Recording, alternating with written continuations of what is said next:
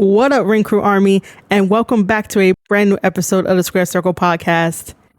I am your host, Marie Shadows, and we are still continuing our discussion of Castle Attack Night 2. This will be the tag team match. The Gorillas of Destiny, Tama Tonga, Tonga Loa, putting up their IWGP Heavyweight Tag Team Championships against the team of Goto and Yoshi. It has been a long month feud within February to get to this point at Castle Attack Night 2. Castle Attack Night 1 saw Yoshihashi getting the loss over Tonga Loa, yet Goto got the victory over Tama. And now both teams are colliding in this tag team match. This tag team match was really good from start to finish. It really helped emphasize night 2 of Castle Attack. So before I get into that wonderful tag team match between G.o.D versus Yoshi and Goto, I want to take a quick minute to talk about the honorable mention that is the triple threat match that we have for the vacant IWGP Junior Heavyweight Championship title, which featured El Phantasmo taking on El Desperado and Bushi. All three of these men are fantastic in the ring. They told a fantastic story. And El Phantasmo has been making a case for a couple of weeks about why he wanted to fight the then champion Hiromu for the IWGP Junior Heavyweight Championship title. But it is only vacant because Hiromu is out with an injury. He has successful surgery and he will be out for 6 to 12 months. El Phantasmo is definitely a major player in getting the heavyweight championship title. But in the end, in this match, that did not come true for El Phantasmo. El Phantasmo is a very athletic wrestler. And he is very good in the ring. He's very good with the fans. And he knows exactly what he's doing. And what he did during this match is that he did a Styles Clash. And then he also did Kenny Omega's V-Trigger. And I found it kind of interesting that the fans were going to go along with the setup that Kenny usually does for his V-Trigger, which is Terminator sound. And you could hear it from the crowd. And it was only there for a second until El Phantasmo had quieted them down and you don't hear it anymore. And then in comes the V-Trigger that El Phantasmo does. Automatically, I thought that El Phantasmo was calling out both AJ Styles and Kenny Omega when he does this, but apparently this has been his thing for a while. So I'm going to put that in the back of my head, but remember this episode that could be the potential call out. Bushi looked really good in this match as well. Bushi is in this match because Hiromu asked him personally to fill in for him and get the championship title. Bushi is an excellent wrestler and he proved his worth and his case as to why he would want to become the IWGP Junior Heavyweight Champion.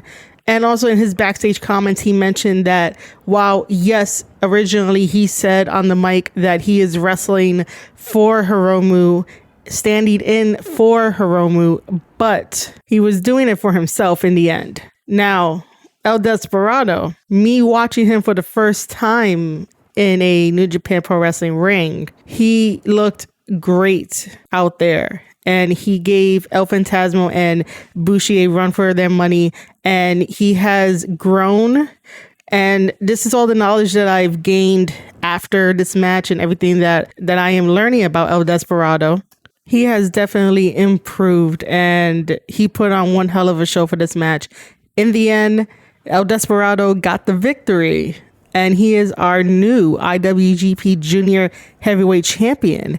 In addition to being one half of the Junior Tag Team Champion with Shinobu, because both Shinobu and Desperado took those tag team title belts off of El Phantasmo and Ishimori of the Bullet Club, which was another shocker. So to give El Desperado technically 2 belts is interesting. I'm finding out that New Japan Pro Wrestling booking is a little bit different than what you experience here in the States. And I'm all for it. I'm all for this ride. What I am not along for the ride is Ibushi unifying the IWGP Heavyweight Championship title and the IWGP Intercontinental Heavyweight Championship titles just because. And Kota Ibushi will have his own special podcast, and that will be when I talk about the New Japan Cup of 2021, which will now be referred to as the New Japan Cup and the New Jewel Pan Cup. I'll explain those two stories in the upcoming podcast, giving my predictions of the New Japan Cup of 2021. So stay tuned. Let's jump right into that tag team match that featured G.o.D taking on Yoshi and Goto. Yoshi and Goto start off aggressively on G.o.D. Goto with the wrist control, he flips Tama onto the mat. Yoshi comes in with the leaping single foot stomp onto Tama's chest, then double kicks by Yoshi and Goto to Tama, then a double shoulder tackle to Loa, then the assisted hip toss onto Loa that Goto does with Yoshi.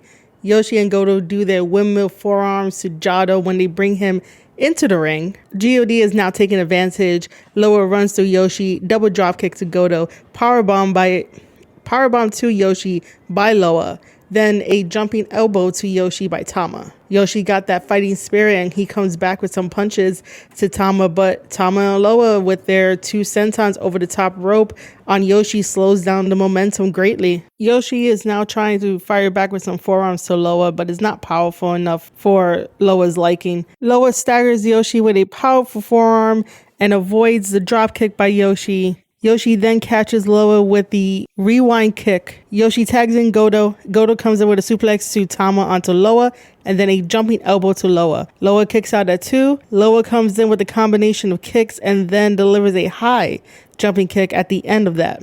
Double clotheslines. The last one knocks both of them down, and the referee begins to count. Yoshi comes in and does the headhunter attack on Tama. The headhunter is a running spinning neck breaker. Tama then sidesteps Yoshi a little bit later. Tama comes in with some body shots, an Irish whip in the corner, and Yoshi uses the momentum to clothesline Tama. Yoshi then goes for a cover and Tama kicks out. Tama then does a tonga twist on Yoshi, and then Tama goes for the cover and Yoshi kicks out. Then there is the Gorillas of Destiny combo, which is the gut strike, palm strike, and then the gun stun on Yoshi. Tama goes for the cover on Yoshi again and Yoshi kicks out. Yoshi tries to fight back, but G.o.D does an assisted neck breaker, backdrop to Yoshi. Goto breaks up the pin. And then G.o.D do guerrilla warfare on Goto to get him out of the ring. And then Magic Killer on Yoshi. Yoshi kicks out at 2. Loa runs Yoshi back first into the corner pad. Tama tries for a splash. However, Yoshi sidesteps.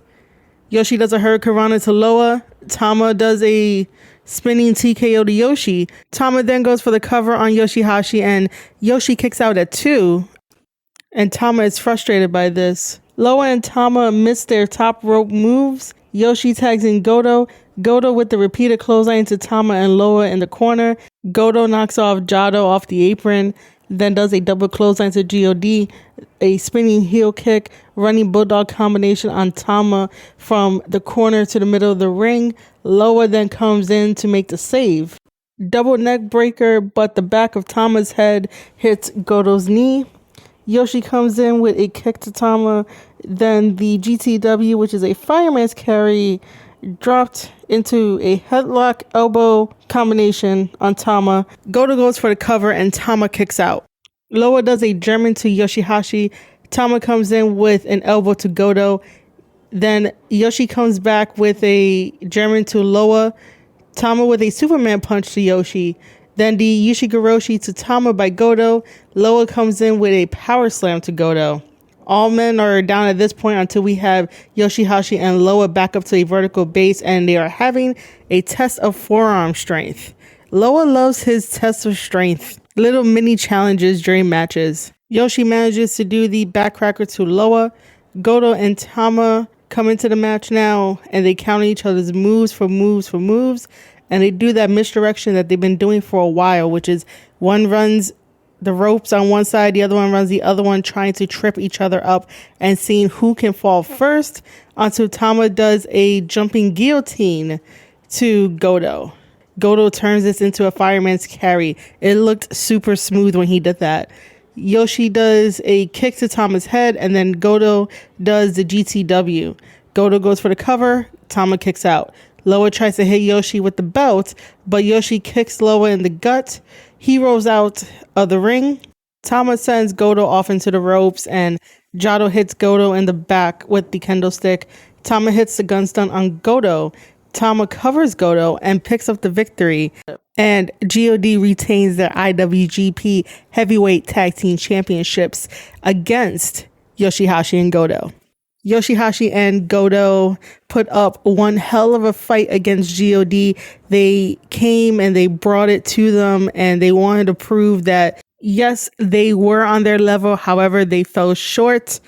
Either way, they had a really good match against Gorillas of Destiny, and the post-match comments from Gorillas of Destiny basically was that no one is really on their level, but they're going to throw out the open challenge to anyone that wants it.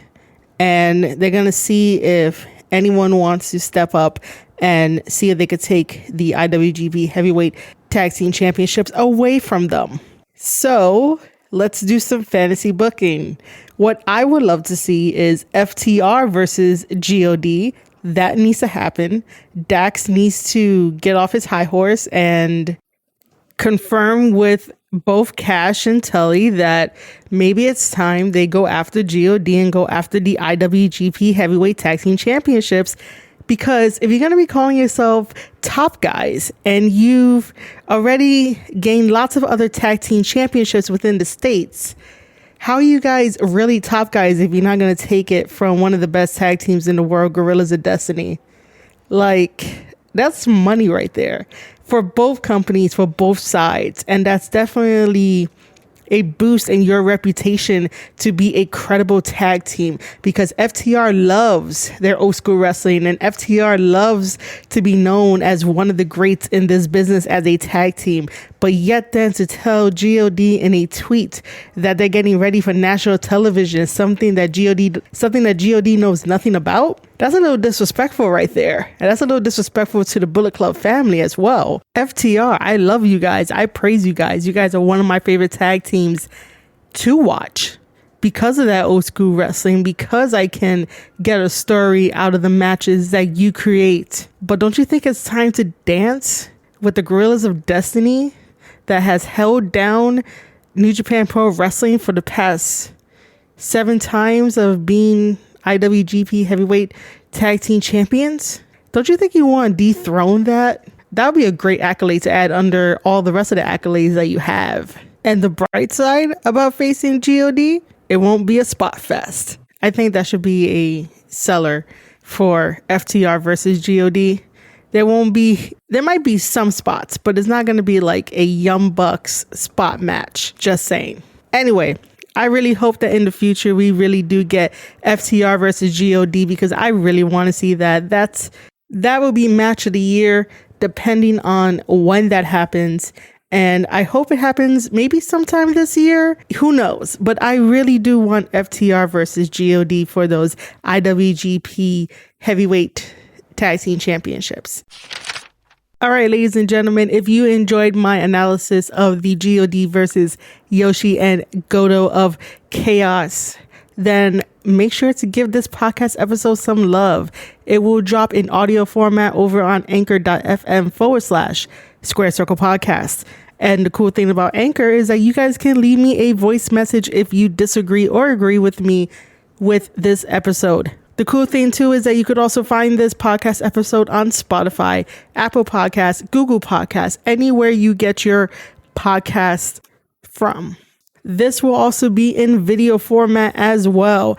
I have gave new life to my YouTube channel. Search up Squared Circle Podcast. It will definitely be on there. I'm at 66 subscribers. Help me get to that 100 subscriber goal so that way I can make the special URL so I could just send you guys right there. And if you guys enjoyed the video, make sure to drop me a sub, hit that notification button, leave me a like, and also leave me a comment with your thoughts. If you guys are active on Twitter, I am also on the Twitter side too. Follow me at Marie_Shadows. You could definitely talk wrestling with me there as well.